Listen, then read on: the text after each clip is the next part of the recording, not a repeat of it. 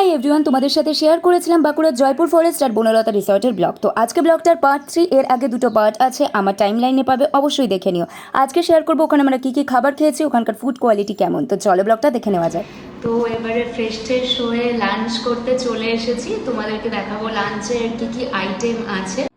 প্রথমেই বলে রাখি, এখানকার ফুড কোয়ালিটি কিন্তু অসাধারণ। তোমরা যদি আমার ব্লগের আগের পার্টটা দেখে থাকো, তোমরা অবশ্যই জানবে যে ওরা এখানে ফার্ম হাউসের মতন করে নিজেরাই কিন্তু সব কিছু চাষ করে, যেখানে মুরগি থেকে শুরু করে টার্কি, এমু, কোয়েল, উট পাখি সব কিছু রয়েছে।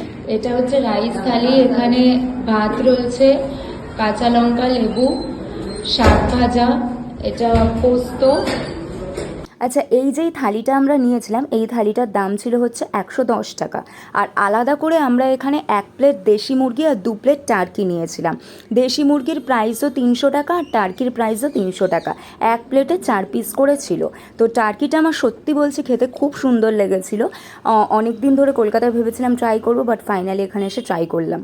এছাড়াও আমরা একটা পোস্তর বড়া নিয়েছিলাম, যেটার দাম ছিল 100 টাকা। আর এটা হচ্ছে রাজভোগ, এটার দাম হচ্ছে 40 টাকা।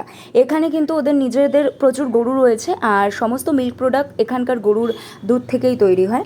আর এটা হচ্ছে মিষ্টি দই, এক্স্যাক্টলি এখানকার মিষ্টি দই দেখতে সাদা হয়, বাট খেতে ভীষণ সুন্দর ছিল। এটার দাম ছিল হচ্ছে 80 টাকা। তো দুপুরে ভরপেট খাওয়া দাওয়া করে এখানে সূর্যমুখী ফুলের বাগানে একটুখানি ঘুরছিলাম, যাতে খাবারটা হজম হয়ে যায়। তারপরেই কিন্তু আমরা ফরেস্ট সাফারি করতে বেরিয়ে পড়েছিলাম। আর এরপরে তোমাদেরকে আবার দেখাবো সন্ধেবেলা আমরা কী কী খেয়েছি।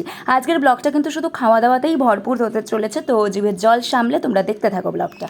তো সন্ধেবেলা ঘুরে টুরে এসে প্রথমেই আমরা চা বিস্কিট খেয়ে নিয়েছিলাম, আর ঘুরে আসার পরে আমাদের ভীষণ খিদে পেয়ে গেছিলো, তাই আমরা প্রচুর রকমের স্ন্যাক্স অর্ডার করেছিলাম। এখানে প্রথমেই যেটা দেখতে পাচ্ছ সেটা হচ্ছে কোয়েলের মাংস। এই কোয়েল কিন্তু তোমরা আমার আগের পার্টের ব্লগে দেখে থাকবে নিশ্চয়ই, যে ওরা এখানে কিন্তু কোয়েল চাষ করে, কোয়েলের ডিম, মাংস সব কিন্তু এখানে ওরা নিজেরাই চাষ করে। আমার বেশ মোটামুটি ভালোই লেগেছে। এটা 2 পিসের প্রাইস ছিল হচ্ছে 250 টাকা। আমার এটা একটু ওভার প্রাইস লেগেছে। আর এর সাথে আমরা অর্ডার করেছিলাম চিকেন রেশমি কাবাব, যেখানে 6 পিস ছিল, 200 টাকা প্রাইস। আর চিকেন টিক্কা কাবাব, যেখানেও 6 পিস ছিল, 2 পিস অলরেডি আমরা খেয়ে নিয়েছি, এটারও প্রাইস ছিল হচ্ছে 200 টাকা। সেই সাথে স্যালাড অ্যান্ড গ্রিন চাটনি দিয়েছিল। তো এই প্রাইসগুলো আমার ঠিকঠাক লেগেছে।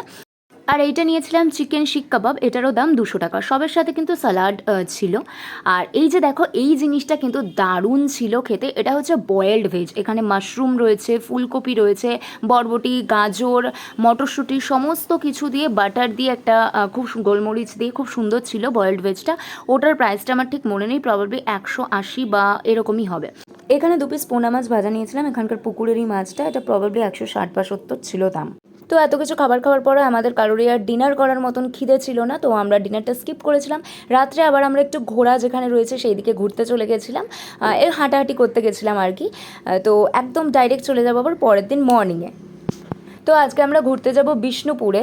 সকালবেলা উঠেই কিন্তু ফ্রেশ হয়ে রেডি হয়ে নিয়েছি, চা বিস্কিট খেয়ে তারপর ব্রেকফাস্টটা বনলতা থেকে কমপ্লিট করে তবেই আমরা বিষ্ণুপুরের উদ্দেশ্যে বেরোবো।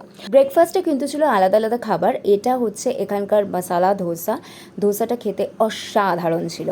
আর সেই সাথে রয়েছে স্যান্ডউইচ। এখানেই দেখো মুড়ি দিয়েছে এত সুন্দর করে। সব খাবারগুলো কিন্তু ওপরে প্লাস্টিক র্যাপ দিয়ে মোড়া থাকে, যাতে কোনো রকমের ধুলো না পড়ে। এখানে মুড়ির সাথে কিন্তু ছোলা, শসা, পেঁয়াজ দিয়েছিল, আর ঘুগনি দিয়েছিল। ডিমের অমলেটও আমরা অর্ডার করেছিলাম আলাদা করে।